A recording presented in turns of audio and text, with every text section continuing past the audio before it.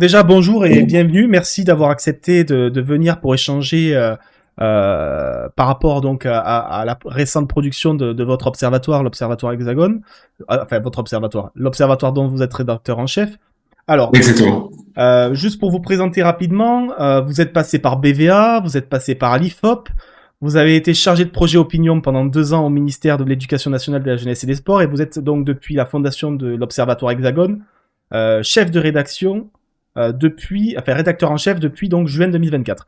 Est-ce que vous pouvez un Exactement. peu présenter vous-même votre parcours par-delà ça et présenter surtout votre observatoire? Qu'est-ce que c'est Hexagone? Oui. Alors le parcours très rapidement. Moi j'ai fait mes études à Sciences Po Strasbourg, à la fois administration publique et sciences sociales. Et après ça, quand j'étais étudiant, je me suis beaucoup intéressé au sondage, à l'opinion publique, ce qui m'intéressait et aussi par un intérêt peut-être plus précis sur la démocratie, le référendum, etc. C'est comment fonctionne l'opinion et comment on fait en sorte que les décisions prises correspondent le plus à ce qu'attendent les citoyens. Et donc j'ai, comme vous l'avez dit, j'ai travaillé dans plusieurs instituts de sondage, dont principalement 5 ans à l'IFOP et au ministère de l'Éducation nationale, toujours dans les sondages. Et il y a un peu plus d'1 an maintenant, avec François Pirard, qui est le fondateur de Hexagone, on a réfléchi à comment on pouvait combiner les sondages et faire répondre l'opinion à des données statistiques pour essayer de comprendre un petit peu mieux comment fonctionne la société, mais aussi informer les gens sur son fonctionnement et sur la base de quelque chose de très simple, c'est-à-dire que parfois on voit dans les sondages que les Français ont peut-être une mauvaise compréhension ou une compréhension peut-être biaisée selon ce qu'on pense du fonctionnement de l'économie, des chiffres, etc.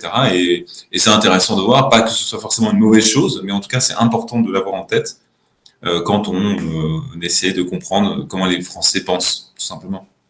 D'accord. Alors, il y a beaucoup de questions qui ont été posées, notamment sur comment est réalisé le sondage en lui-même, hein. Voilà, j'ai une question Mhm. d'Arpelune qui me demande à partir de combien de personnes interrogées selon un panel, un sondage devient représentatif, et comment on construit le panel par rapport à la population française en fait. Ouais. Alors, comment on construit le panel? Ça, c'est très simple. Un panel, finalement, c'est la volonté du sondeur, c'est de reproduire la société française telle qu'on la connaît. Puisque si on veut faire un sondage pour dire les Français pensent que, il faut bien évidemment faire en sorte que les gens qui répondent correspondent un petit peu à l'image qu'on a des Français. Et ça, c'est plus ou moins simple, puisque on sait, grâce à la statistique publique, à l'INSEE, etc., qui sont les Français. On sait combien il y a d'hommes, de femmes, les jeunes, les catégories sociales, etc. Et donc, et là, je reviendrai après sur la statistique, mais en gros, on va construire un échantillon normalement, c'est plutôt 1000 personnes. Là, pour le sondage, c'est 10 000, mais ça revient au même, où on va faire en sorte qu'il y ait autant d'hommes que de femmes que par rapport à ce qui existe dans la population. Et c'est la même chose pour toutes les autres catégories dont on dispose, à la fois sociales, mais aussi géographiques, évidemment, puisque on interroge des gens de toute la France en fonction du poids qu'ils ont dans la société. Par exemple, en Ile-de-France, c'est à peu près 20% de la population et ben dans l'échantillon, il représente 20%, comme ça on n'oublie évidemment personne dans cet échantillon. Et la représentativité, en gros, alors je vais pas rentrer dans les détails, mais en soi, dans la statistique et dans les sondages, on estime que la représentativité existe à partir d'au moins 500 répondants, puisque à partir de là, on peut déjà construire un échantillon. Généralement, c'est plutôt 1000, et là 10 000, mais ça ne change pas fondamentalement la marge d'erreur, c'est sa fameuse marge d'erreur statistique, c'est-à-dire la fluctuation d'un chiffre qu'on a dans un résultat. Si on a par exemple 10%, en fait c'est pas forcément 10%, ça peut être 11 ou un peu plus de 11 ou moins de 11, mais de 10 pardon, mais ça fluctue en gros. Et J'ai- l'échantillon de 10 000 Pardon. personnes par exemple, on a utilisé, oui, bien, je termine juste, et puis l'échantillon de 10 000 là par exemple, est utile uniquement pour lire les résultats selon des sous-catégories, les jeunes, les retraités, telle ou telle religion, telle ou telle région. C'est vraiment uniquement pour ça. Ça ne change, ça n'améliore pas forcément la fiabilité. D'accord. J'ai une question d'ailleurs qui rejoint du coup sur la représentativité des Français.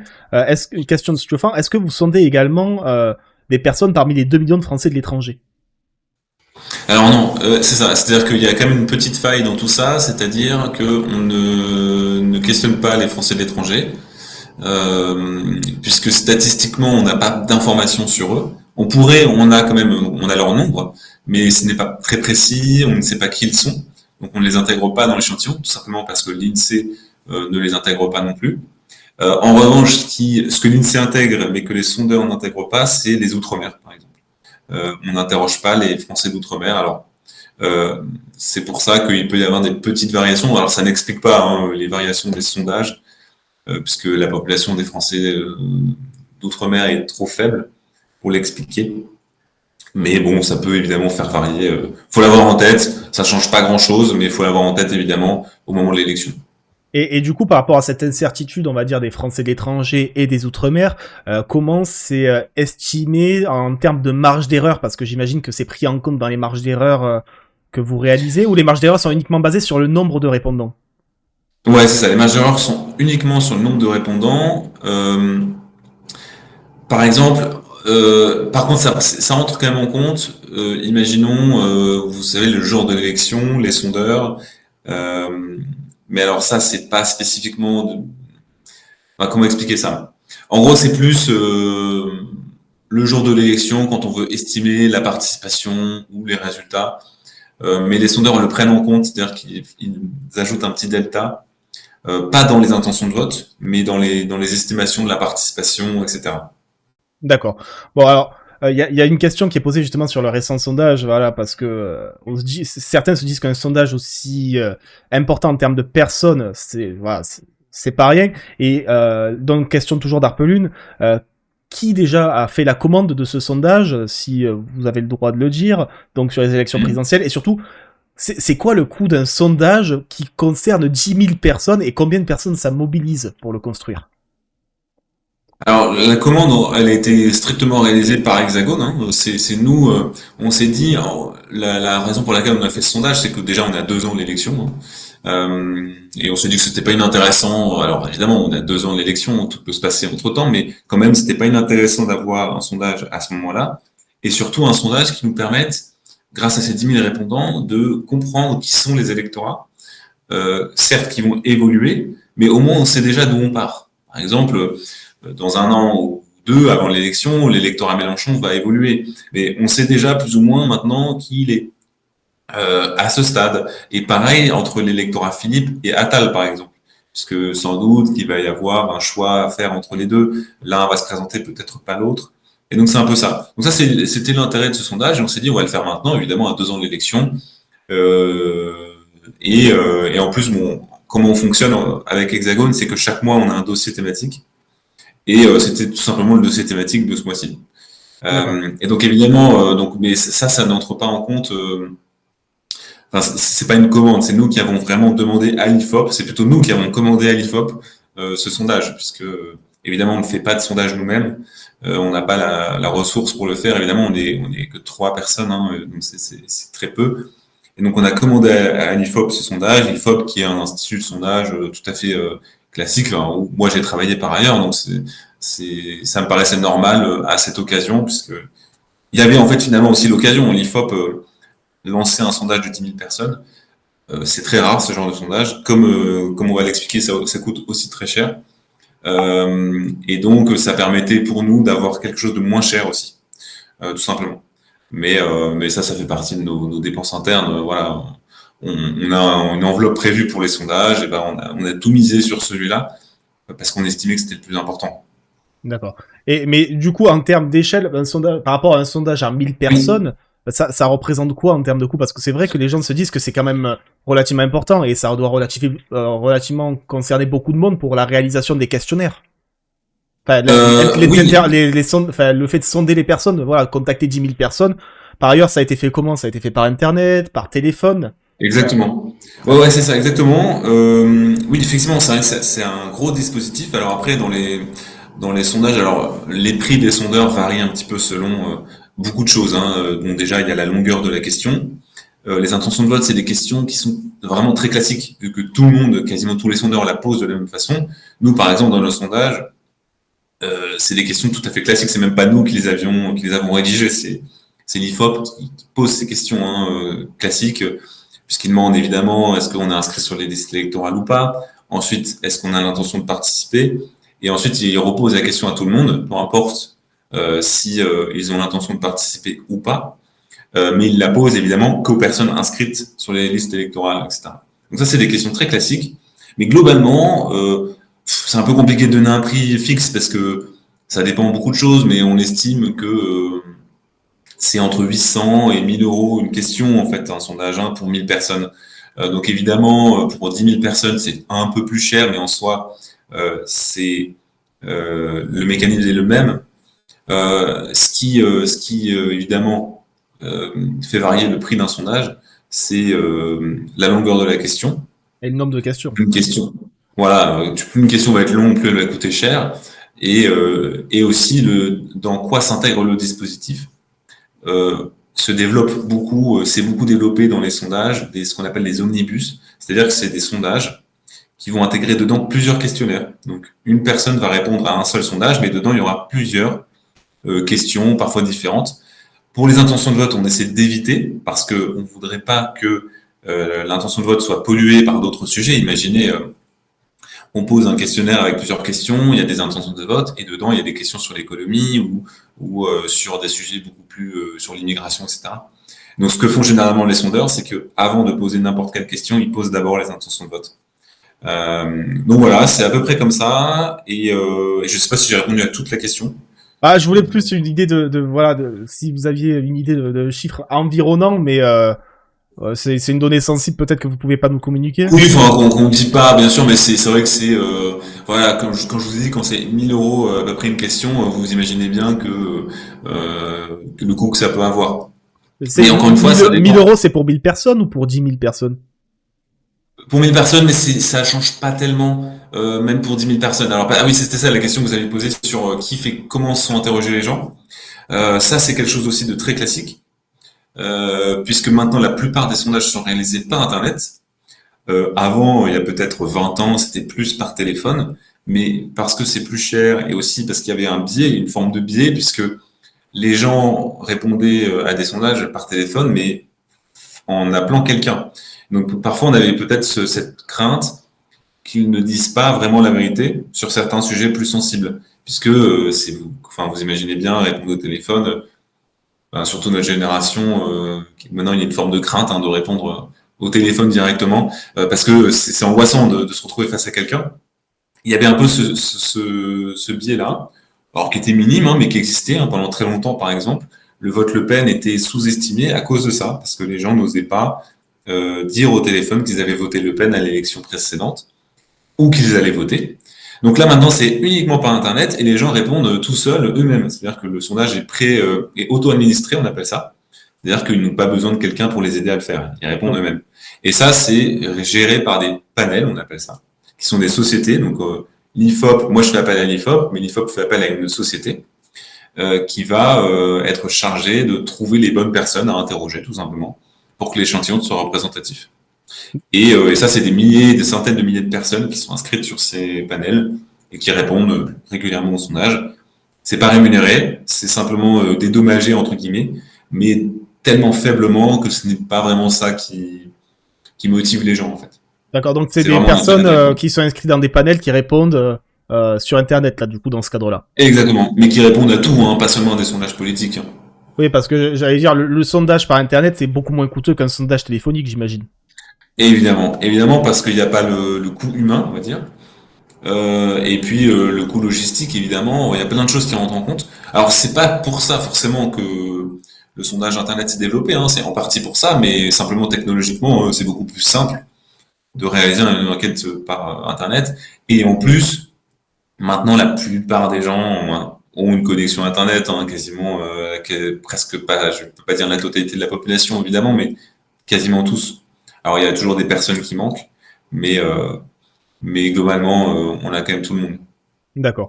Alors, Tous les profils. c'est vrai que je vous posais la question, notamment par rapport à la question des panels, parce que moi-même, de par ma formation, j'ai une formation de sciences politiques orientée sur la rédaction de sondages. Et j'ai d'ailleurs eu un de mes professeurs qui est aujourd'hui le directeur de Cluster 17, Monsieur Bien Dormager. sûr. Et un Normal, de mes autres professeurs était Alexandre Désé, qui est quelqu'un de très critique des sondages. Donc voilà, pour oui. dire au niveau des sondages, voilà. Et c'est vrai que de par ma formation, on nous a toujours appris, et on l'a vu dans la façon dont on rédigeait les sondages, que ça soit qualitatif ou quantitatif, en fonction de l'ordre des questions et de l'ordre des mots dans les questions, on peut quasiment faire dire tout à son interlocuteur. Est-ce que vous Hmm. confirmez ça?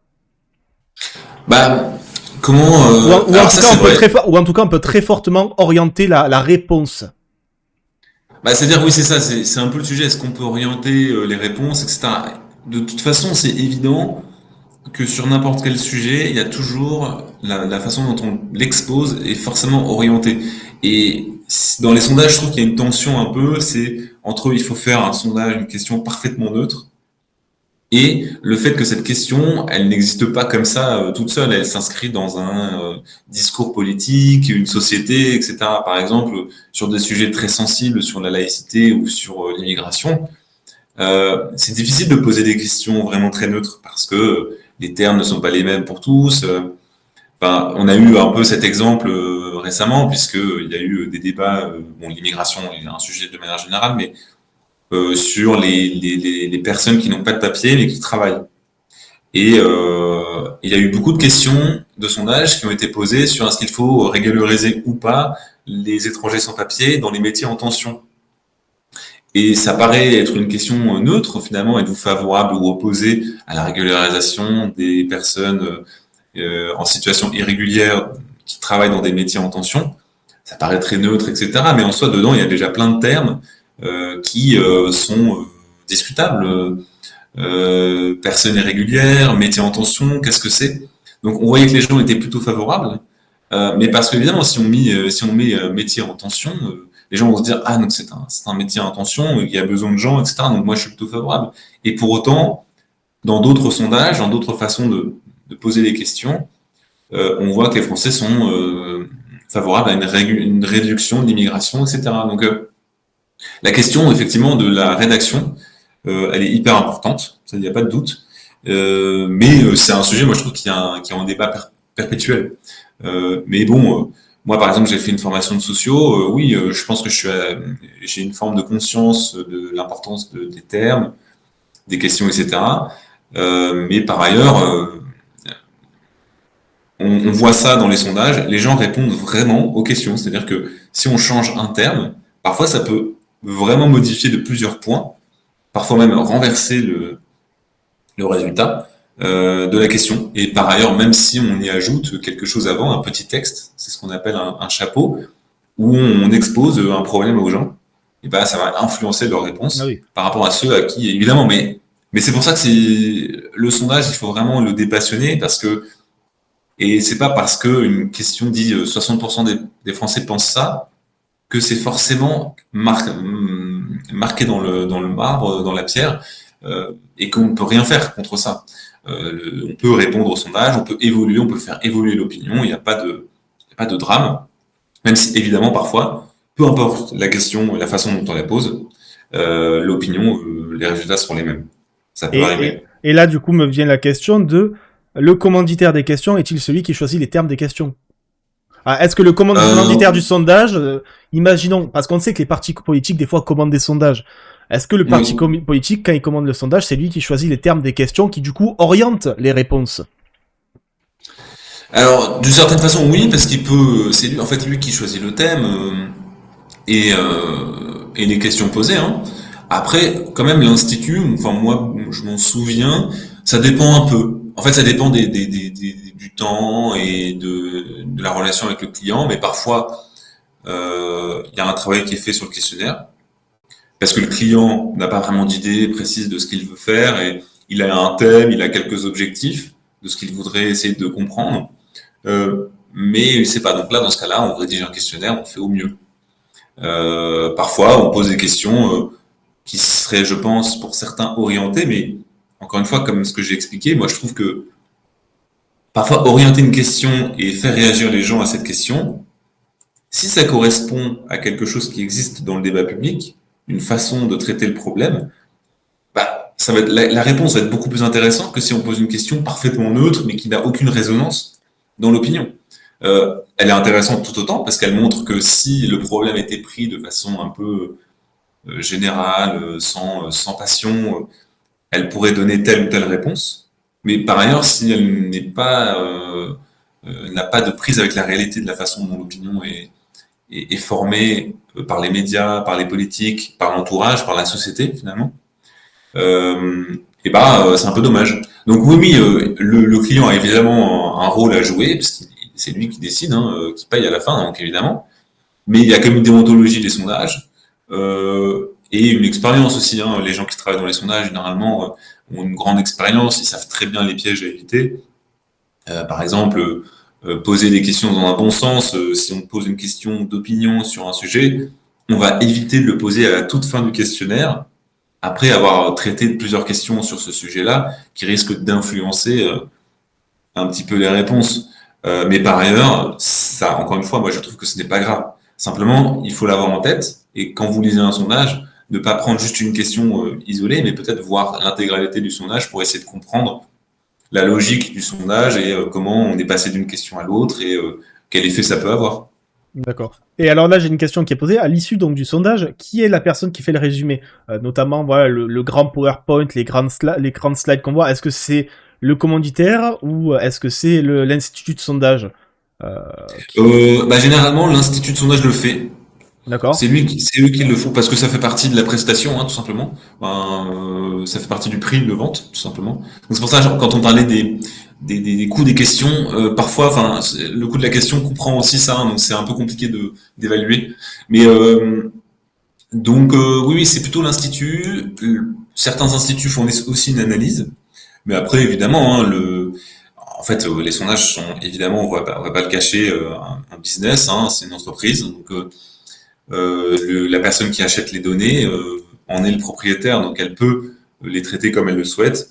Après, ça reste pas on n'achète pas une voiture hein, ou des biens de consommation au supermarché, donc c'est quand même plus sensible. Donc l'institut a quand même, bien sûr, le droit de réclamer, par exemple, que l'intégralité des réponses soit publiée, pas seulement une partie. Ça, généralement, les instituts refusent ça, c'est-à-dire si le client veut publier qu'une seule question, l'institut dit non, non, on peut pas faire ça parce que il y a eu d'autres questions avant qui peuvent influencer justement cette question. Et D'accord. puis, de toute façon, dans tout ce qui est politique, actualité, il reste la commission des sondages, qui est un organisme indépendant, qui est chargé de s'assurer donc déjà qui publie toutes les notices de résultats. Donc, ce sont des documents qui récapitulent un petit peu le sondage et ses résultats et les redressements, tout ça. Et donc, il s'assure un peu de ça. Alors, c'est pas un contrôle très très fort, mais qui existe quand même. Oui, Et donc, la déontologie. notamment pendant la campagne de 2022, j'y pense parce que bon, j'ai été un de ces études en ce moment-là, avait Ouais. notamment fiché à l'époque, enfin, avait redressé, on va dire, Cluster 17 vis-à-vis des questions des redressements parce que le critère de redressement évoluait entre chaque sondage pour favoriser un candidat plutôt qu'un autre. C'était voilà, c'est aussi le rôle de, de, de, de, Exactement. de cet organisme. Et moi, du coup, dans le cas là, de ce sondage qui a été commandé donc à l'IFOP, combien vous avez posé de questions? Parce que c'est vrai que là, quand on regarde les slides, on voit qu'il y a des questions. Il y a l'orientation sexuelle, il y a la religion, il Oui. y a est-ce que c'est cadre, est-ce que la catégorie d'âge, etc. Donc vous avez posé combien de questions Alors, c'est ça. pour ce sondage? Oui, parce que, en gros, il y a les questions classiques. Donc là, par exemple, sur l'intention de vote, donc c'était principalement un sondage d'intention de vote. Il y avait deux autres questions, mais qu'on publiera un peu plus tard, qui nous permettent de D'accord. faire une seconde analyse sur les moyens d'information des personnes qui répondent et aussi quelques phrases d'opinion qui nous permettaient de comprendre un peu finalement l'orientation idéologique des électorats. Donc ça, on en ferait une analyse plus large. Voilà, est-ce qu'ils sont pour, contre l'immigration, en faveur de faire payer plus les plus riches ou pas, etc. Ce qui nous Et du coup, permettra. ces questions, elles étaient posées avant ou après les intentions de vote? Parce que vous l'avez dit vous-même, en fonction de quand on le pose, ça Exactement. Et ben influence. celle-là, ouais, ouais. Typiquement, celle-là, elle s'était posée après. D'accord. Tout simplement, voilà, pour ça. Parce que de toute façon, les intentions de vote sont toujours posées en premier dans les sondages. Et donc, ce à quoi vous faites référence, qu'on a mis dans le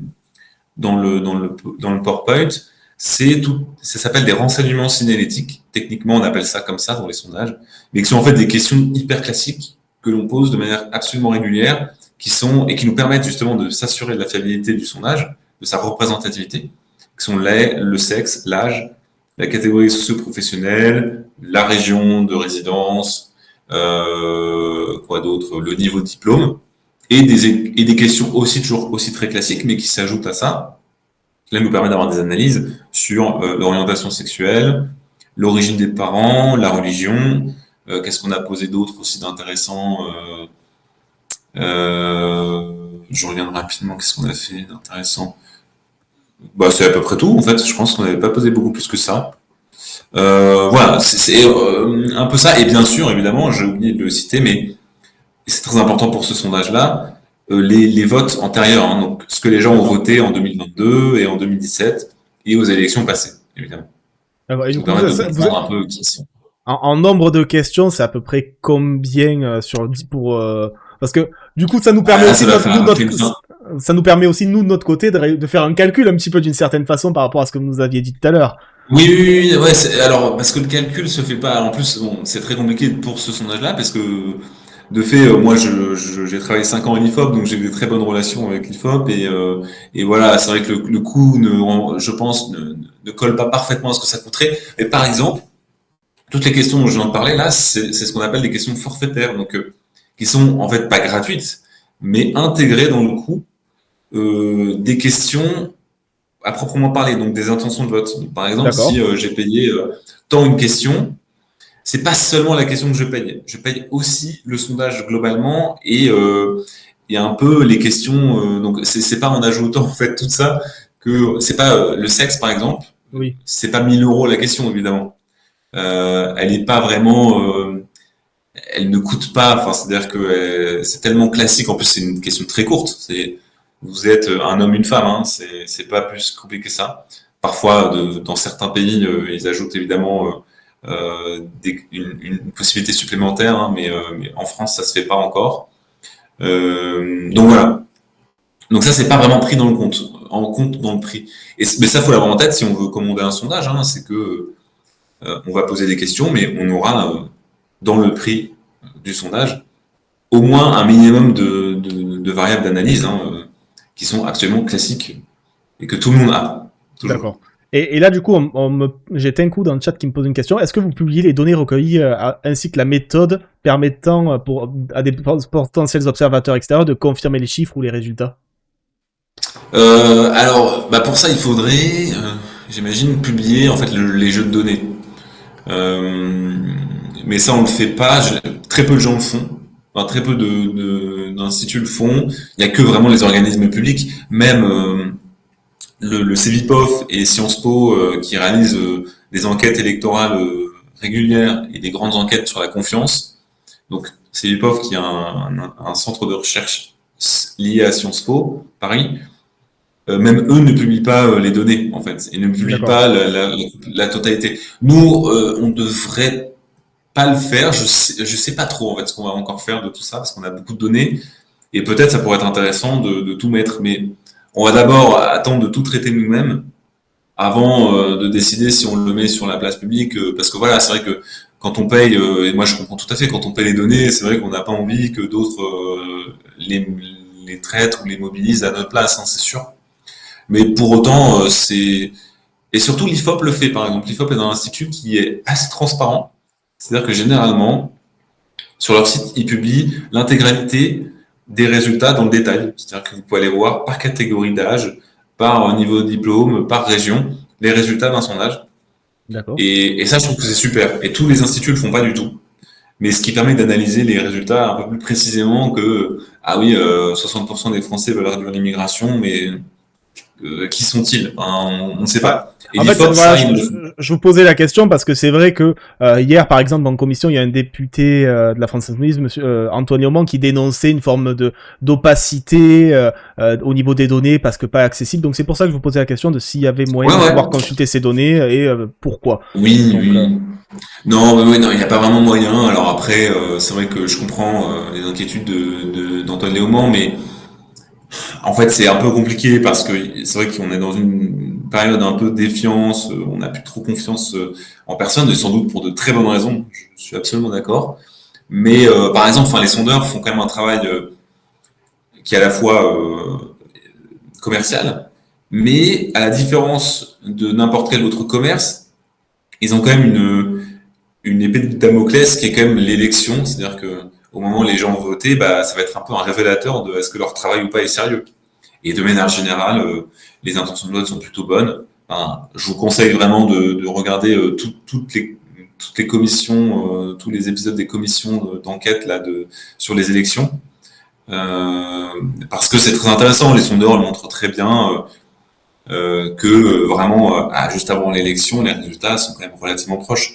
Même pour les législatives, où on a estimé qu'il y avait une erreur des sondeurs parce que les projections en siège n'étaient pas bonnes, ce qui est vrai, parce que c'est un exercice qui en fait n'est pas une compétence des sondeurs, à vrai dire. Enfin, les sondeurs ne sont pas là pour faire des Oui, projections de la sièges. problématique, c'est que pour les législatives, c'est un sondage qui se base sur un chiffre national et pas sur les circonscriptions, parce que sinon, il Voilà, faudrait faire voilà, 577 sondages. Mais exactement. une chose que j'avais Et, trouvé intéressante là, notamment la slide numéro 4, je crois, c'est la slide qui montre la différence entre le sondage 2 ans avant et le oui, sondage le jour J, notamment en prenant l'exemple de Mélenchon. Et alors ça, j'ai trouvé ça intéressant parce que beaucoup de sondages, pour le coup, ou du moins beaucoup de résultats de sondages ne mettent pas ça en avant, vous avez fait le choix de le faire, c'est de mettre la différence entre 2 ans avant une élection et le jour de l'élection, où voilà, on voit en 2012 Mélenchon 6% en 2010, 11% le jour d'élection, 2017 il passe de 10 à 20, 2022 de 12 à 22. C'est intéressant parce que au final ça montre bien que le sondage, si on le prend tel un résultat au jour J, ne démontre pas du tout du résultat qu'il y aura le jour de l'élection, c'est-à-dire dans 2 ans. Et je trouvais que c'était oui, intéressant quand même que vous ayez mis cette slide parce que c'est un choix qui n'est pas forcément fait par tous ceux qui demandent les intentions de vote. Donc voilà. c'est ça. Oui, ouais, absolument. Et donc ça, c'est l'idée de François Pirard, qui est le fondateur, qui s'est dit que sans doute que le sondage allait faire beaucoup parler, sans doute à 2 ans de l'élection c'est normal, c'est un gros sondage, etc. Et c'est vrai que c'est une bonne idée parce que ça paraît évident de dire ça, mais à 2 ans de l'élection, on peut évidemment pas imaginer ce que sera l'élection. Alors, On connaît même pas les à vous candidats en dire, soi. pardon? On ne connaît même pas les candidats en soi. On connaît même pas les candidats, donc en fait c'est ça, ça paraît totalement, ça paraîtrait même totalement aberrant de le faire, mais Et pour Emmanuel autant, Macron n'était en 2015 pas candidat pour être président de la République. Voilà. voilà, exactement. Donc ça n'aurait, mais pour autant, je pense que si à l'époque il y avait eu un sondage de réalisé, on aurait quand même vu que, par exemple, le centre était vraiment très fort à l'époque. Alors j'avoue, j'ai même pas en tête les résultats, mais Alors, de mémoire, c'était sans doute que Fillon. C'était surtout Fillon en 2017. Hein. Fillon, et puis il devait y avoir sans doute C'était Alain Fillon-Le Pen au Juppé. deuxième. C'était Fillon-Le Pen au deuxième tour dans les sondages dans l'idée. Fillon-Le Pen ou Ouais, Juppé-Le ouais, Pen. ouais. Oui, parce que c'est vrai que, mais parce qu'à l'époque, par exemple, il y avait Alain Juppé qui était très fort et qui exprimait quelque chose dans l'opinion. Il était très populaire, etc. Et c'est vrai que c'était un profil qui est assez proche de Macron à l'époque, finalement. Donc c'était assez intéressant de voir ça. Mais tout à fait, à 2 ans de l'élection, il y a trop de choses qui changent. Mais voilà, donc on a voulu le faire pour montrer que. Alors là, on a pris Mélenchon, mais ça ne veut pas forcément dire que c'est que lui le problème. Hein. Il y a d'autres, évidemment, les autres forces aussi. C'est vrai que par exemple, pendant très longtemps, Marine Le Pen était très haut avant l'élection, puis diminuait petit à petit jusqu'au jour de l'élection. Elle faisait des contre-performances finalement. Et là, on a mis 2 ans avant, mais par exemple, en 2012, Mélenchon a été un peu surestimé. Alors, ça se voyait pas 2 ans avant l'élection, mais quelques mois, quelques semaines avant l'élection, il était beaucoup plus haut que le score qu'il a fait. Alors que c'est plutôt l'inverse en 2017 et 2022. Bon, voilà, D'accord. Et alors, du c'est coup, un là, peu ça. je reviens parce que, du coup, là, la slide, là, pour votre sondage, c'est vous qui avez fait les slides de résultats ou vous les aviez commandés à l'IFOP? Ouais, alors là, C'est, c'est nous. Ouais, c'est nous d'accord. qui les avons fait Et, parce que voilà, on et sait du coup, faire. ben, voilà, j'ai des questions de Chilgat qui a été très précis sur son analyse du sondage, Ouais. qui a remarqué que, il y avait potentiellement des coquilles. Est-ce que c'est volontaire que des fois les tailles des cercles associés à certains résultats étaient différents pour des chiffres identiques? Par exemple, il y avait des chiffres de Ah 2% qui oui, étaient pas du ok. tout de la même taille. Ou voilà, est-ce que ça a été fait à la main ou c'est par un Oui, logiciel ou c'est oui. que voilà parce que certains Ouais, ont ouais, remarqué c'était ça fait à la qu'entre main. différents candidats de gauche, il y a un 2% qui est plus gros qu'un autre et que d'un point de vue visuel, comme un sondage c'est quand même quelque chose de très visuel, ça pouvait voilà, un peu manipulé pour certains. En tout cas, c'est ce qui pouvait être sous-entendu. Ouais. Oui, alors c'est vrai que la première slide, effectivement, elle est faite main, donc peut-être je vois pas trop Ouais, il y a peut-être un 2,5 qui est plus. Alors attendez, Bon, je vais après, c'est rechercher les vraiment. exemples exactement. C'est par Faut avoir des exemple, bons yeux, mais. tac tac tac, je sais plus, c'est la slide entre deux 3, il y a un 3 bleu et un 3 vert qui sont pas du tout de la même taille, ou des 2 Ah, qui ne ok. sont pas aussi des mêmes tailles, mais voilà. Oui, mais parce C'est qu'on, ouais, ouais, on s'est dit que ça se verrait. Enfin, en fait, à ces stades-là, en fait, le chiffre étant tellement gros par rapport au cercle, on s'est dit, ça se verra pas. d'accord. Mais de toute façon, après, on a mis le détail intention de vote par intention de vote. Et là, c'est fait avec évidemment Excel, etc. Donc ça, c'est les bonnes proportions. Donc, il n'y a pas de, y a pas de doute à avoir Mais là-dessus. C'est Tilgad a de simplement très parce bons que yeux, c'est oui, fait oui. à la main. Elle est faite à la D'accord. main en fait la plume. C'est pour ça. D'accord. Alors j'ai une question de Moiji qui demande si le facteur, il a pas le sondage n'est pas un facteur d'influence majeur du vote des citoyens. Est-ce que le sondage n'influence pas le vote? Voilà. Et si Ouais. oui, à quelle mesure? Ouais, ouais, ouais. Alors bah ça c'est le gros débat hein, des sondages. Est-ce qu'ils influencent ou pas le vote? Évidemment, on a plutôt tendance à penser que c'est le cas parce que on se dit que si on donne aux gens des informations sur à quel niveau est le candidat, évidemment, les citoyens vont se dire ah très bien. Donc c'est à ce niveau-là, est-ce qu'il a ses chances ou pas ou pas. En fait, dans la recherche, alors en plus. La recherche en sciences sociales a du mal à évaluer ça, évidemment, parce que vous imaginez bien que essayer de comprendre chez tous les citoyens qu'est-ce qui va jouer dans leur vote, c'est hyper complexe, puisqu'il y a évidemment les idées, hein, les programmes, mais aussi les personnalités des candidats, son passé personnel, son histoire, la vie de ses proches, la vie des médias, etc., etc. Il y a tellement de choses qui rentrent en compte que c'est quasiment impossible, très compliqué en tout cas, de comprendre ce qui joue dans le choix. Et le sondage s'intègre là-dedans, c'est-à-dire que le sondage est une information parmi tant d'autres. Quand vous voyez un sondage, déjà, bon, je suis pas sûr que tout le monde voit passer les sondages, ça c'est une chose. Et ensuite, il y en a tellement que on est peut-être un peu noyé dans l'information. Alors, du coup, selon moi, l'influence, elle est plutôt indirecte, c'est-à-dire que les médias vont parler des sondages et vont évidemment traiter l'information selon les sondages. Quand on sort un sondage comme ça où le RN est en tête partout très largement, c'est sûr que le commentaire médiatique, même si on a 2 ans d'élection, il va forcément parler de ça, de dire ah bah, le RN est en tête et surpasse tous ses concurrents, c'est évident. Mais par ailleurs, c'est une réalité en ce moment, même si on est très tôt. Et en fait, donc, comme je disais, très difficile pour les chercheurs d'évaluer ça. D'ailleurs, ça n'a jamais pu être fait clairement. Pour autant, il Bah, y a un bouquin très intéressant. on peut quand même se douter que la logique de vote utile, quand on voit des sondages qui arrivent, je sais pas, une semaine avant une élection, qu'il y a un candidat au hasard, Mélenchon, qui est en tête à gauche et que tous les autres candidats de gauche sont relativement bas, on peut quand même se douter qu'il y a une logique de vote utile des électeurs de gauche qui vont se déporter vers le candidat le plus haut à gauche. Et que d'ailleurs, c'est Là, quelque chose qui a été très peu évalué ou sous-évalué d'ailleurs dans les sondages. Hein. En 2022, voilà, Mélenchon a été plus haut que ce qu'il était prévu, même quelques jours avant. ouais, absolument. Pas beaucoup plus haut, hein. Enfin, on De parle de quelques points. vraiment Un ou deux quelques points. points avec. Non, mais après c'est suffisant. C'est-à-dire que surtout en 2017, en 2022 aussi, mais parfois ça peut se jouer à quelques points. Après, bon, même en 2017, Mélenchon, s'il était passé un peu en troisième, enfin, il n'aurait été quand même pas au second tour. Mais bon, voilà, peu importe. Mais oui, oui. Alors, mais c'est vrai que souvent on dit, ah, mais c'est évident qu'il y a un effet de vote utile quand on voit un sondage.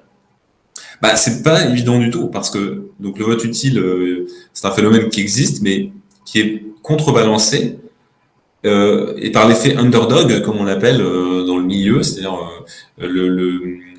comment on appelle ça en français, je ne sais pas. Mais Je me rappelle plus bref, du en terme tout cas, aussi. c'est Je sais qu'il y a underdog, il y a un autre ouais, terme qui est voilà, surévalué. bandwagon, Oui, voilà, qui est bandwagon et justement le vote underdog. Oui. utile. En gros, on voit qu'un candidat est en tête et on se dit bah très bien, je vais aller le soutenir parce que tout le monde le soutient. Donc c'est un peu un effet de suivisme. Mais il y a vraiment un effet inverse qui existe tout à fait et qui, par exemple, je pense, a profité en partie à Eric Zemmour, qui est l'effet du candidat qui est pas bien placé face à un candidat qui est très bien placé, et du coup, bah, il y a une partie de l'électorat qui va se dire, bah, très bien, bah, je vais le soutenir parce qu'il a besoin, je sais pas, de passer la barre des 5% pour avoir des financements, et bah, du coup, je vais le soutenir. Et puis, de toute façon, moi, j'aime pas suivre les autres, donc je vais suivre celui dont on ne parle pas, etc. Et donc, il y a quand même cet effet-là hein, qui joue. Éric Zemmour a fait 7% en 2022, mais il aurait pu faire beaucoup moins. Hein, et son électorat aurait pu se reporter sur Marine Le Pen. Parce qu'en fait, c'est ce que je disais, il y a tellement de choses qui rentrent en compte que, par exemple, on sait que l'électorat Zemmour, par exemple, certains, en tout cas je pense que ceux qui ont voté pour lui en 2022 au premier tour, ne voulaient absolument pas voter Marine Le Pen. Même si les idées étaient proches, mais simplement parce que la personnalité de Marine Le Pen ne plaisait pas, parce que socialement, c'est mal vu. On sait que l'électorat Zemmour est plutôt un électorat aisé, très bien informé, plutôt éduqué, en tout cas diplômé, dans les grandes villes, etc. Ils ne voulaient pas voter pour le parti des gens qui n'ont pas de diplôme, qui vivent dans les Bah, campagnes, etc. Enfin, on a vu ça dans certains arrondissements de Paris, notamment les arrondissements de l'Ouest parisien. Hein. Ça a été exactement. assez Ouais, frappant. absolument. Et là, et par ailleurs, là-bas, il y avait aussi un côté, un vote juif, parce qu'il y a une communauté juive importante dans le 16e, et on voit que dans les arrondissements, voilà, il y a un fort vote Zemmour. Ouais, il y a plein de choses qui rentrent en compte. Pas seulement les sondages, et c'est un peu l'effet. Alors, c'est vrai, pour Alors, Mélenchon, ça a pu j'ai jouer. j'ai cru, Oui, je crois que j'ai vu dans le sondage, vous avez sondé au niveau des religions par rapport à musulmans et catholiques. Vous avez ouais, aussi fait par rapport à la communauté juive ou pas? Ou oui, absolument. Et l'échantillon est trop bête ouais, parce ouais, que je l'ai pas absolument. vu. Je suis peut-être Non, passé non, à côté, c'est non. moi. Au départ, on l'avait pas mis, mais je pense parce que c'était parce qu'on voulait faire un focus là-dessus. Enfin, parce qu'il y a aussi une volonté de d'utiliser ce sondage pour faire des analyses un peu, hein, et puis un peu diffuser ça dans les médias. Donc, on attendait de voir, mais je pense qu'on va le publier bientôt.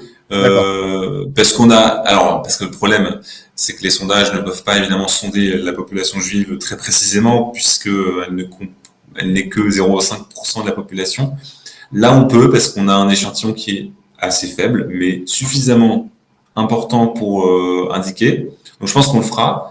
Et c'est vrai qu'on voit que, par exemple, je pense que j'ai pas encore bien fait l'analyse, mais c'est la première fois que le RN est en tête au sein de l'électorat juif. D'accord. Donc, c'est quand même une information assez, alors ça doit être de peu, hein, mais en tout cas, il progresse. Et ça, c'est une information importante quand même. Euh, donc voilà, et donc je pense que l'influence des sondages, elle est indirecte. Donc, elle est premièrement sur les partis, puisque les partis, Sur le quand ils ne choix des savent pas choisir candidats. un candidat, voilà, sur le champ des candidats, exactement. Donc, ça peut avoir une influence, mais elle n'est pas directe, là. Hein. Un parti peut très bien faire le choix de pas, notamment LR. Hein, je pense que Fillon n'était peut-être pas le candidat des sondages le mieux placé à l'époque. Hein, et pourtant, les électorats ont quand même choisi, les sympathisants ont choisi quand même lui. Et Et, et ça influence aussi, pardon, je termine juste, mais médias et le traitement médiatique, tout simplement. d'accord. Et par rapport du coup à ce sondage, qu'est-ce qu'il faut retenir? Quelles sont les données importantes que vous tirez de ce sondage auprès de 10 000 personnes par rapport à 2027? Bah, bon, déjà, ce qu'on voit, c'est qu'il y a toujours, et ça risque d'être toujours le cas, ces effets de bloc qu'on a vu, donc qui s'exprimaient pas mal aux législatives. Hein. La raison pour laquelle il n'y a pas de majorité, c'est aussi pour ça, c'est-à-dire qu'on a des électorats qui sont vraiment recroquevillés sur eux-mêmes, qui soutiennent fortement leurs candidats et qui rejettent tous les autres. Et on le voit dans les courbes de popularité hein, des personnalités en France, c'est toujours minoritaire, c'est-à-dire qu'il n'y a quasiment aucune personnalité qui a plus de 50% de la population qui lui fait confiance ou qui l'apprécie. Mais par contre, c'est hyper concentré dans chaque électorat. Par exemple, Mélenchon, qu'on fait passer pour quelqu'un de détesté, etc., qui ne s'en sortira jamais, qui va perdre les élections, bah, au sein de l'électorat, son électorat et de LFI, il est hyper populaire. Hein. Donc, et c'est suffisant pour le porter dans une présidentielle et le faire arriver au second tour. Alors, est-ce que c'est suffisant pour le faire gagner? Peut-être pas, mais c'est ce que montre aussi notre sondage. Et voilà, ça c'est le premier enseignement, c'est ça, c'est cet effet de bloc. L'autre enseignement, bon, plus classique, c'est un peu les ordres de grandeur, c'est d'où on part. Hein. Évidemment, le RN est très haut, peu importe que ce soit Marine Le Pen ou Jordan Bardella, donc visiblement, pas grand-chose ne l'atteint à ce stade. Mais ça s'explique par un peu cet effet de ras-le-bol de la population. Hein. Ça dépend pas du RN lui-même directement, c'est plus un effet euh, général de l'électorat. Euh, Moi, je trouve que ce qui était intéressant, ce qu'on voulait mettre en valeur, c'était la gauche.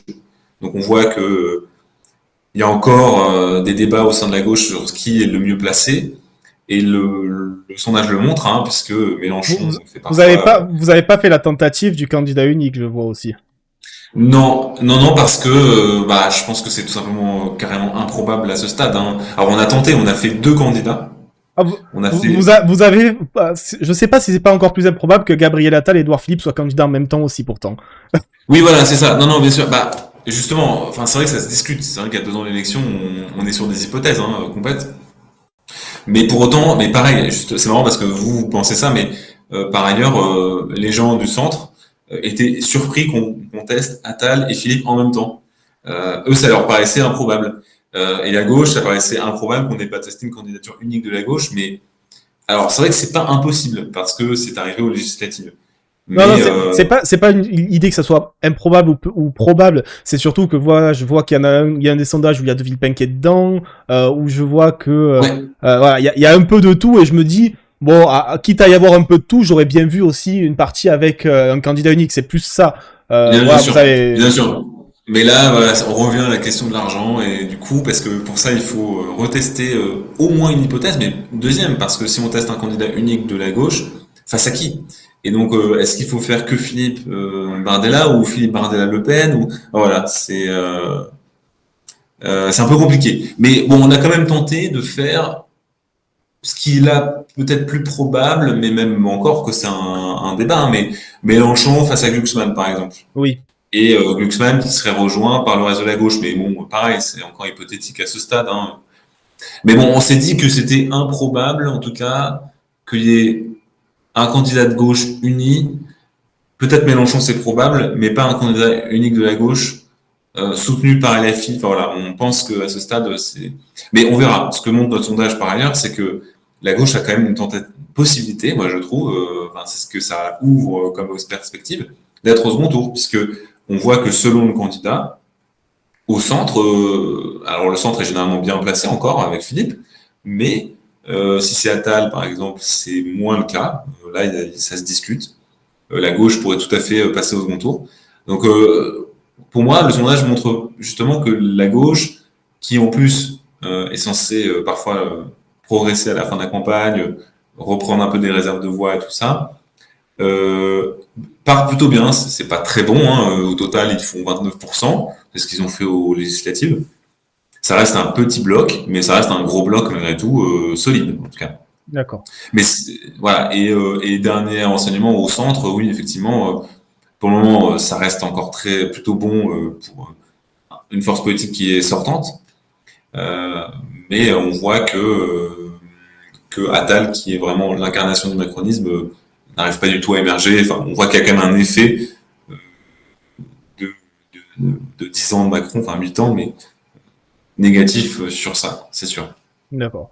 Alors, il y a eu beaucoup de réactions forcément à ce sondage, hein, dans les médias notamment. Il y a Ouais, comment vous réagissez quand Le Monde explique que l'entourage de Marine Le Pen aurait fait modifier l'enquête en faisant ouais. en sorte au dernier moment que vous testiez aussi Marine Le Pen. Est-ce que vous aviez prévu dès le début? Est-ce que c'est avéré? Est-ce que voilà, il y a des politiques qui vous ont contacté pour proposer d'autres alternatives? Parce que voilà, c'est Le Monde, c'est pas n'importe quel journal non plus qui en parle, ça fait énormément réagir. Voilà, il y a beaucoup de députés, notamment, bah, il y a les députés LFI qui se sont emparés de l'affaire en parlant d'un manque d'indépendance de votre observatoire et de la réalisation de ce sondage. Ouais, ouais. Bah oui, après, enfin, c'est vrai qu'il y a l'article du Monde, mais c'est vrai que le Monde est encore considéré comme une référence, mais pour autant, enfin, nous, on a trouvé que cet article correspondait pas trop à la réalité par rapport à d'autres articles, notamment dans l'IB, euh, de Nicolas Massol, qui correspond beaucoup plus à la réalité, parce que ce qu'on avait voulu faire au départ, c'était effectivement de lancer le sondage après la condamnation de Marine Le Pen, et donc de ne pas la tester. Bon, c'est vrai que c'était une prise de position qui était peut-être un peu inhabituelle, mais pas tant que ça parce que le jour même, donc quelques jours avant qu'on lance le sondage, Harris Interactive avait fait un sondage où il ne testait pas Marine Le Pen non plus. Donc on s'est dit, bon bah très bien, un institut le fait, il n'y a pas de risque. L'IFOP, avec qui on est passé, ne voyait pas non plus le problème, a priori. Bon après, eux, ils ne font que respecter notre demande, hein, mais évidemment, on a discuté. Donc on voulait tester que ça au départ. Et puis, bon, il y a eu plusieurs signes qui nous ont déjà un peu questionnés, mais trop tard, le sondage était lancé, mais quand même, on se posait des questions. Donc déjà, il y avait l'appel qui va être réalisé, qui va être fait à l'été 2026, qui pourrait tout à fait permettre à Marine Le Pen de se présenter. C'est peu probable, mais c'est possible. Mhm.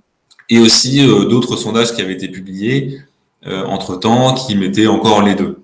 Donc on s'est dit, bon, peut-être. Et puis un jour, on a dit, on va annoncer le sondage, on a posté quelque chose, un teaser qui montrait la tête des candidats. Et on a eu beaucoup de réactions, effectivement. Donc déjà, bah, celle que vous avez eue, c'est-à-dire pourquoi ne pas tester une candidature unique de la gauche, pourquoi tester Ruffin, pourquoi tester De Villepin, etc. Le centre aussi, hein, qui les gens ont compris qu'on allait tester Philippe et Attal en même temps, donc ce qui est évidemment polémique. Et évidemment, oui, le RN qui ne comprenait pas pourquoi on ne testait pas Marine Le Pen. Donc sur cette base-là, on s'est dit, bon, bah, pour éviter un problème, on va quand même tester, euh, on va rajouter finalement une hypothèse qui est pas sur l'échantillon de 10 000, mais sur un échantillon de 2000, mais Ah qui d'accord, nous donc permettait... l'hypothèse Retailleau-Philippe Le Pen, c'est une hypothèse de 2000 personnes seulement. Bah, c'est pas seulement, c'est pas mal, Non mais mais par rapport en aux fait, autres, je veux dire, en par rapport, ouais, comparaison. ouais, D'accord. exactement. Parce que Ça reste pas mal. En fait, ça reste un sondage tout à fait classique, d'accord, parce que puisque non, mais toutes ne sont pas. je préférais Non, demander non, non, parce mais que sur ouais, l'ensemble, ouais. voilà, sur le document où il y a marqué dans l'ensemble des hypothèses, dans le petit chapeau en bas, il y a marqué que c'est échantillon de 10 000 personnes. Il n'y a pas marqué qu'il y en a une que c'est un échantillon de 2000. C'est pas indiqué comme tel, c'est pour ça. Ouais, alors on l'a indiqué en fait, parce qu'après on a tout repris, parce il y a le truc global, il y a Voilà, c'est sur celui-là la que je parle. slide globale.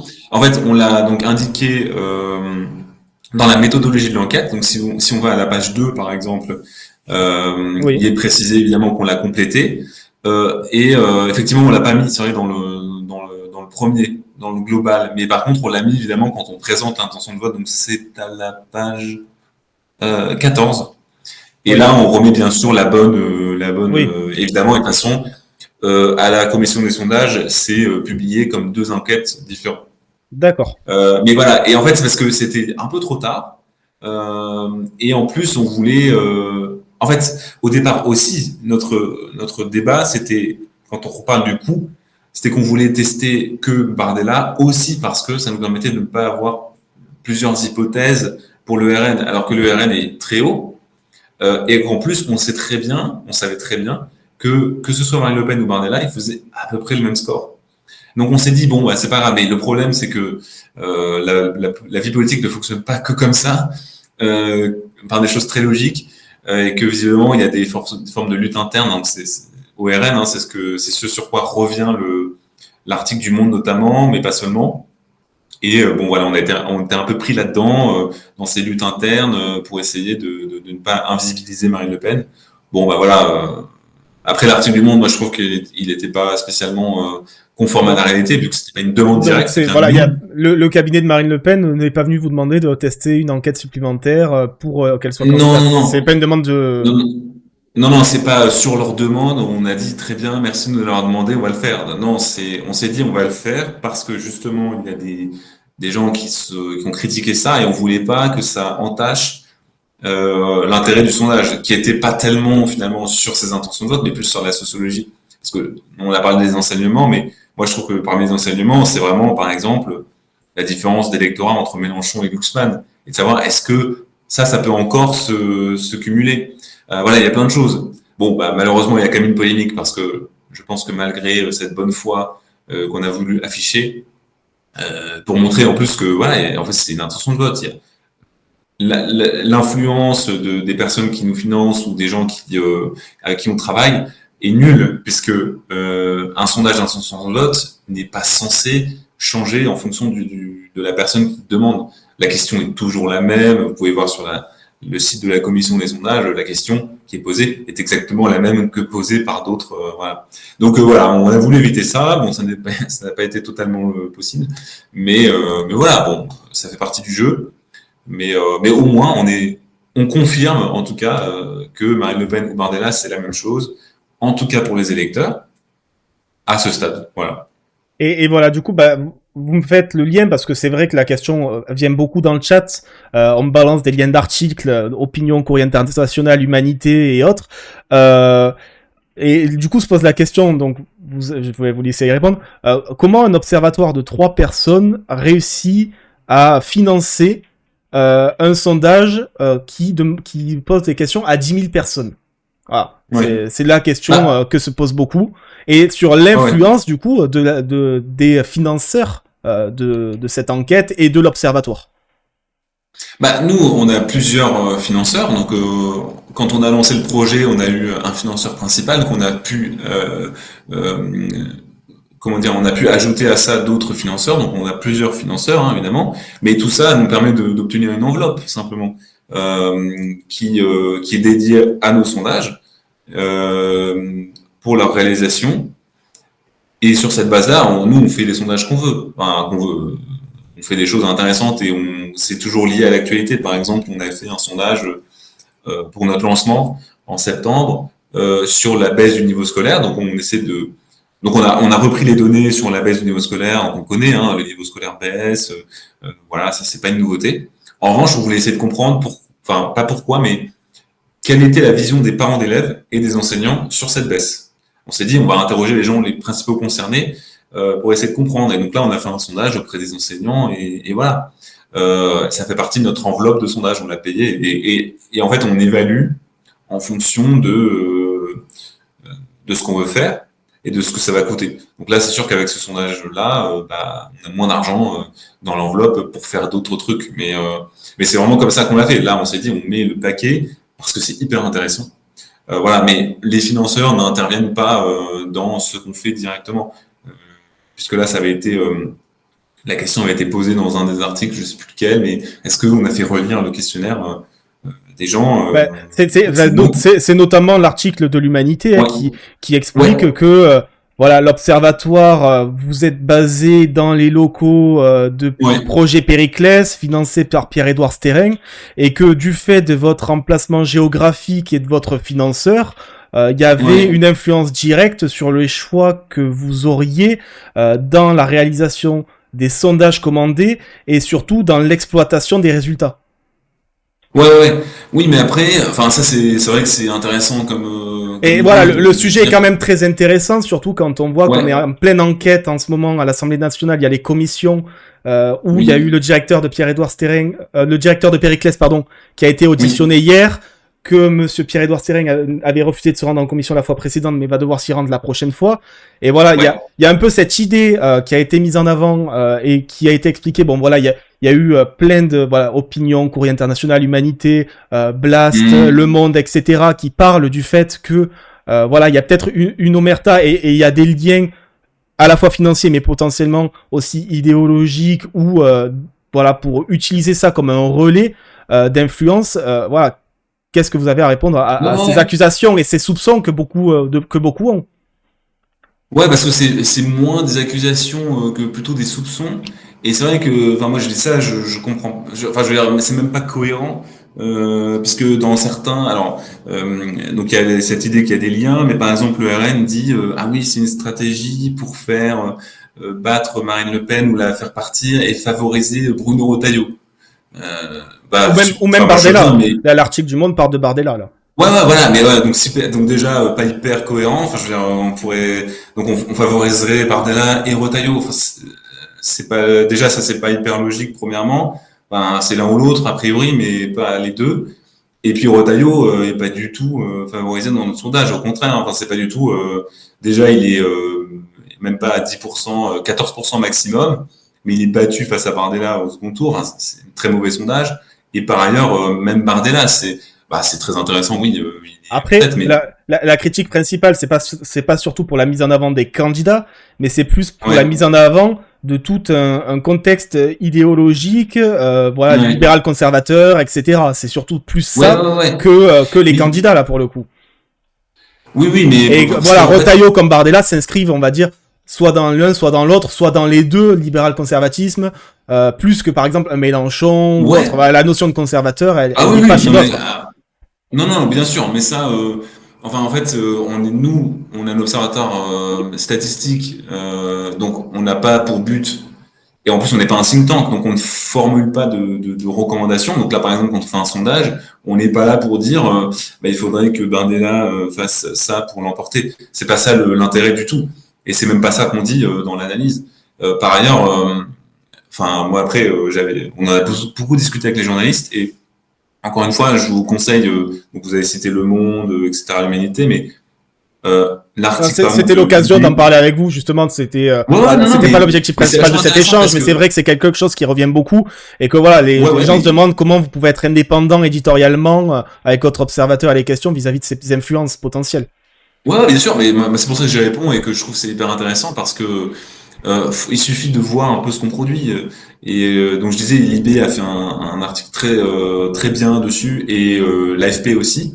Et c'est marrant parce que l'AFP justement dit reprend nos propos en disant parce que ce qu'on fait est un peu éditorialisé, c'est-à-dire qu'on fait en sorte que ce soit intéressant. Mais ils disent éditorialisé biaisé, c'est-à-dire ils prennent des exemples parce qu'on a parlé de l'indiscipline en classe, des nouveaux baptêmes, par exemple, alors que c'était au moment de Pâques et que on apprenait qu'il y avait un record de baptêmes, donc forcément on a parlé de ça, et je sais plus quoi d'autre qui serait en fait des signes de notre inclinaison idéologique. Mais c'est pas du tout ça qu'on fait. Et par exemple, on a fait un dossier sur le logement, sur l'accès au logement, les difficultés d'accès. Et dedans, justement, nous, on s'est dit, qu'est-ce qui pose problème dans le logement? Et on savait très bien qu'il y a le prix, etc. Mais on a posé une question aussi aux personnes qui sont propriétaires de leur logement, si est-ce qu'ils seraient capables de ne pas louer ou de ne pas accepter un candidat ou un logement s'ils étaient de telle ethnie, d'une religion différente ou d'une ethnie différente. Ce qui permettait d'avoir un chiffre de presque 30% qui montrait que presque un tiers des propriétaires seraient prêts à ne pas louer à quelqu'un sur la base de sa religion ou de son ethnie. Mais nous, on n'est pas là. Enfin voilà, moi, je voulais poser cette question parce que je voulais qu'on montre que c'est aussi ça le problème du logement en France. Mais vous voyez bien que c'est pas du tout. On n'a pas fait valider le questionnaire à notre financeur avant. Peut-être que c'est pas un sujet qu'il avait envie de mettre en avant, mais nous, on pense que c'est intéressant de le mettre. C'est une façon éditorialisée de poser les choses. Hein. On peut estimer que le logement, c'est pas ça le problème et qu'il n'y a pas de problème de discrimination. Nous, on pense qu'il y en a un. Après, ça dépend la solution qu'on y trouve. Mais on peut pas ignorer le problème. Et c'est un peu ça qu'on veut faire, nous. On ne veut pas ignorer les problèmes, on veut confronter l'opinion à ça. Et pour revenir au sondage, moi, je suis désolé, mais je ne vois pas du tout ce qu'il y a dans son sondage de biaisé qui mettrait le lien. Alors voilà, après, les médias ont voulu faire un lien. Bon, bah, moi, je peux pas les contredire.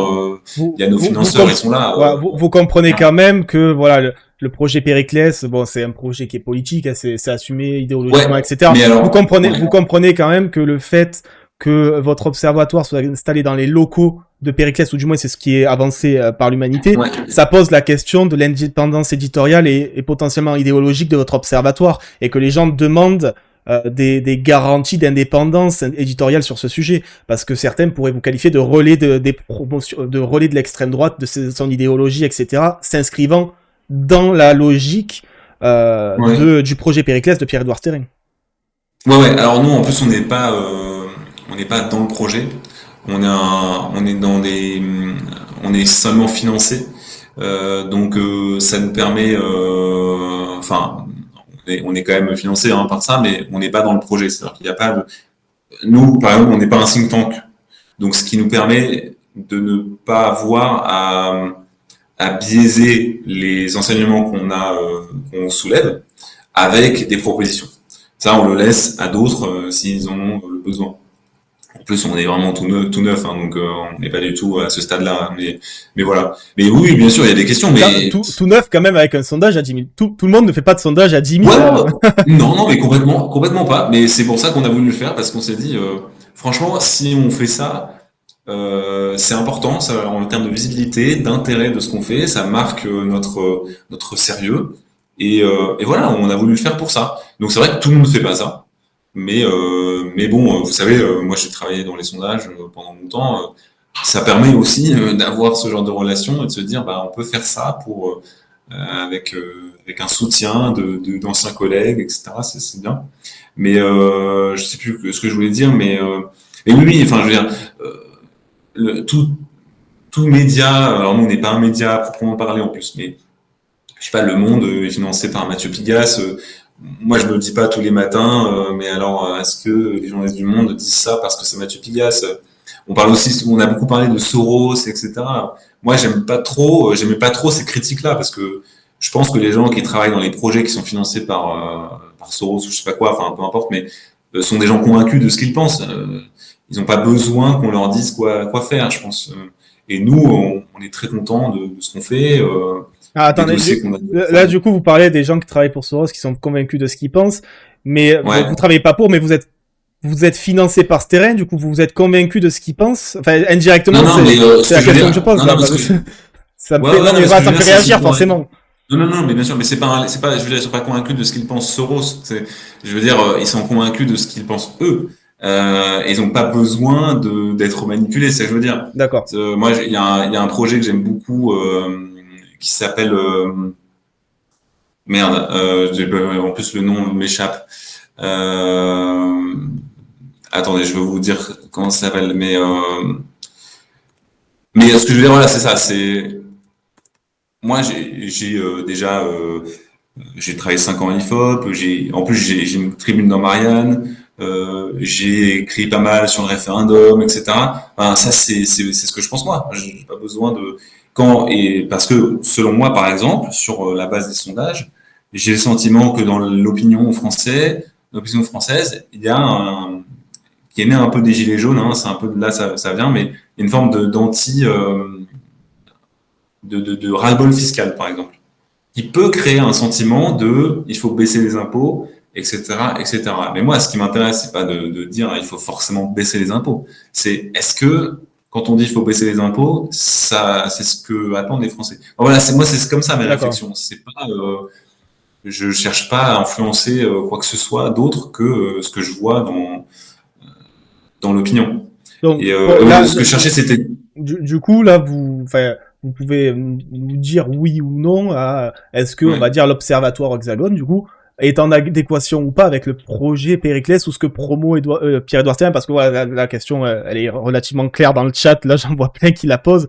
Est-ce que vous êtes en ouais. accord avec ce que promeut Pierre-Edouard Stern et son projet Périclès, de par votre financement, Bah déjà, il etc. faudrait définir ce que eux proposent, parce que j'ai pas le sentiment, parce qu'il y a les positions personnelles de Pierre-Edouard Sterin, donc bon bah ça, je vais pas, enfin, je commande pas ce que pensent les gens, c'est pas tellement moi qui m'intéresse dans mon travail, parce que vous voyez, enfin, ça arrive à tout le monde, je veux dire, enfin, je pense que même au Monde ou dans des médias qui sont financés par des grands groupes, ils sont pas tous d'accord avec ce que pensent leurs financeurs, mais euh, Bah, non, mais par le, exemple, regarde, on voit pas, là pour prendre un exemple d'un gros, un très gros avec les ouais, médias, Bolloré, Sphère Bolloré, qui oui, est quand même dans une très conservateur dans ses idées, dans ses positions, et ouais. ça se reflète à Europe 1 et CNews quand même.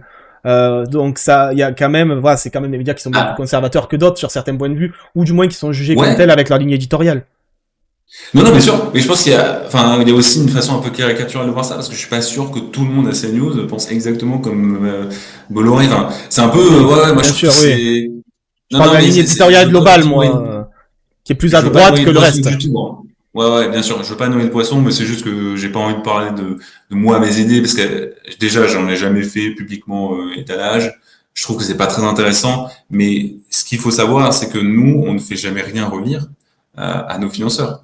D'accord. Évidemment, enfin, c'est pas comme ça. Moi, j'ai jamais fait ça de ma vie et on le fait pas. Mais pour autant, évidemment, on doit rendre des comptes sur ce qu'on fait, mais de manière plus, comment dire, quantifiable. Hein, évidemment, il faut que le projet réussisse. Mais pour ça, pour qu'il réussisse, justement, moi, je veux que on soit identifié comme des gens sérieux, peu importe. Et en plus, on ne fait pas de propositions. Donc, en Et fait, du coup, vous cette avez fait crainte-là, vous avez fait une demande de droit de réponse aux médias qui lancent des soupçons sur vous et sur ce lien. Si du coup euh, vous dites que vous non, êtes bah, en forme d'indépendance éditoriale, du coup, ouais. vous faites pas de droit de Bah, on n'a réponse? pas fait de droit de réponse, mais on a quand même parlé avec tous ces journalistes. Et par exemple, c'est vrai que c'est pour ça que je parle du Monde et que je souligne un peu mon étonnement, c'est que on a quand même beaucoup discuté avec lui. L'article, moi, je trouve, correspond pas du tout à ce qu'on a pu dire et à tout ce qu'on vient de dire, hein, ce que je viens de D'accord. dire là. Alors, on peut pas me croire, hein. On peut dire, ah bah non, bah, de toute façon, c'est financé, donc forcément, bah, moi, je peux rien dire. Allez juste voir ce qu'on a fait, nos travaux. Je pense que ça Et, parle de soi-même. et justement, bah, on va peut-être conclure là-dessus. Quels sont vos travaux à Ouais. venir? Qu'est-ce qui arrive bientôt? Peut-être pas les résultats, vous les avez sûrement. Vous avez dit qu'il y avait Non, non, non, bien sûr. deux autres grandes questions. Mais sur quoi Ouais. vont être les prochains travaux que vous avez prévus pour la suite? Bah alors globalement, il y a plusieurs choses. Déjà, il y a la Commission européenne va publier des chiffres sur l'économie française, ce qui nous D'accord. permettra de faire un peu un bilan économique de Macron. Alors c'est un peu tôt, hein, il y a encore un an et deux ans de mandat, mais on s'est dit que Bilan ce depuis serait pas 2017, mal. du coup? Depuis 2017, D'accord. exactement. Donc il y a des choses, tout n'est pas forcément noir, mais en soi, bon, évidemment, hein, je pense qu'on sait tous que ça n'a pas été une grande réussite, mais au moins on aura des chiffres pour l'objectiver et on aura aussi l'opinion des Français, donc ça c'est l'intérêt.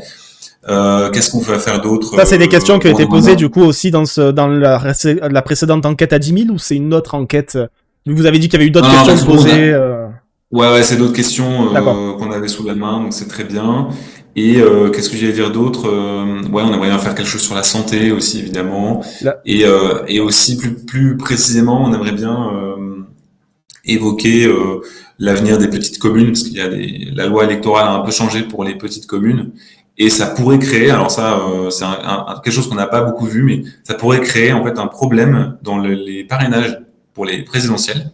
Parce que si le nombre des petites communes se réduit, ce qui est voulu en fait hein, par cette loi et ce qui va sûrement arriver, et ben ça pourrait réduire ce vivier pour les candidats, alors que la plupart des candidats dépendent fortement des petites communes et des maires de petites communes pour se présenter. Donc on estime qu'il y a un petit problème démocratique oui, peut-être c'est qui se vrai qu'on pose. on avait vu, je crois, en 2022, des candidats qui avaient été soutenus par des personnes qui les soutiennent pas du tout politiquement, hein, en termes de parrainage, pardon. Exactement. Par exemple, je crois que c'était Exactement. David Lisnard qui avait donné à Marine Le Pen pour qu'elle ait ses 500, si je me trompe, ou Ouais, alors Bayrou, ou après, François ouais, Bayrou.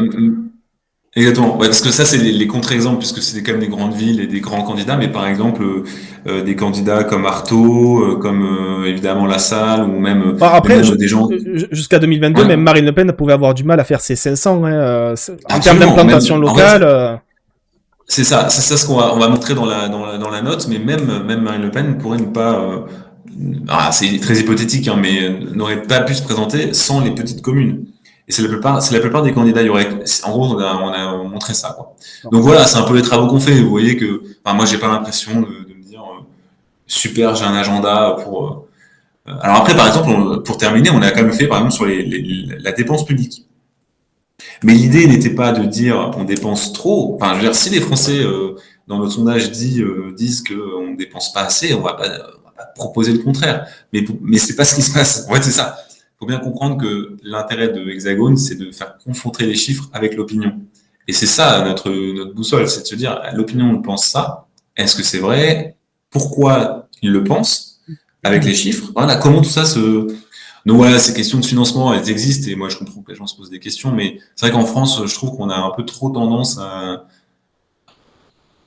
ouais, avoir une mauvaise idée de tout ça et d'oublier que bah, les individus comptent et que quand on fait un travail, en plus, on a envie qu'ils réussissent. Donc moi, j'ai plus envie de réussir moi et mon projet que de forcément, enfin voilà, sur le sondage, Bardella Le Pen, c'est pas ça directement mon intérêt. Et si là, par exemple, on a entendu parler de Macron qui allait faire potentiellement des annonces de référendum le 12 ou le 13, je me Oui, rappelle plus, est-ce que ça peut orienter le choix de vos prochaines grandes enquêtes? Ou est-ce que vous avez quand même bah, je votre pense que calendrier oui. prévu Ouais, ouais, un petit calendrier, mais qui est très souple. Mais oui, je pense que ça serait hyper intéressant. Alors moi, je suis un grand partisan du référendum, très très largement, le RIC, tout ça. Et je pense que c'est hyper intéressant justement parce que ça permet, et c'est un peu ce qu'on veut faire en plus, c'est d'informer les gens avec des données et, et voilà, de les aider à se positionner. Donc ça serait super, ouais, s'il y avait plusieurs sujets. Bon, mieux vaut être prudent hein, avec Emmanuel Macron, mais voilà. D'accord. Bah écoutez, bah, merci beaucoup, monsieur Sebi. Mais J'espère que vous merci à avez vous, trouvé l'échange intéressant. carrément, tout à Bah, fait. écoutez, si à l'occasion vous voulez Merci. venir présenter vos futurs résultats en exclusivité, bon, on est sur Twitch, hein, ça fera pas trop de bruit non plus, mais ça sera avec plaisir Non, non, qu'on mais vous recevra c'est et merci en tout cas pour votre bien présence. sûr. Bah, merci à vous, hein. Merci pour l'invitation. Bonne journée, au revoir. Merci.